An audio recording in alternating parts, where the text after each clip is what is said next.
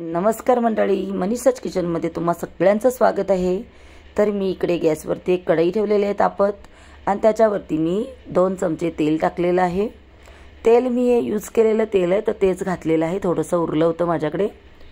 आणि आता याच्यावरती मी हिरवी मिरची घातलेली आहे आणि एक कांदा जो आहे तो बारीक कट केलेला घातलेला आहे। आणि कांदा आपल्याला काय करायचं, चांगला परतायचा आहे। मी दुसरीकडे शेपूची भाजी जी आहे ती स्वच्छ धुवून ठेवलेली आहे आणि बारीक कट करून सुद्धा ठेवलेली आहे। तर आता ही शेपूची भाजी जी आहे तर ती घातलेली आहे आणि दुसरीकडे मी मुगाची डाळ जी आहे तर ती सुद्धा भिजत घातलेली आहे। मुगाची डाळ जर थोडी भिजली आणि फुगली तर पटकन आपल्याला शिजायला वेळ नाही लागत आहे। तर इकडे मुगाची डाळ जी आहे तर ती सुद्धा मी इकडे घातलेली आहे।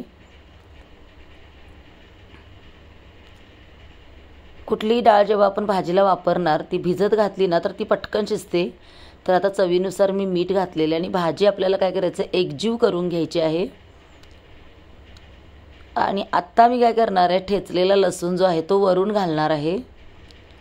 फोडणीमध्ये मी घातलेला नाही आहे, तर तो वरूनच घालणार आहे मी। आणि जास्त नाही, एक 2-4 कळ्याच लसणाच्या चेचलेल्या मी घालणार आहे। आणि आता आपल्याला झाकण टाकून मंद आचेवरती ही भाजी शिजवून घ्यायची।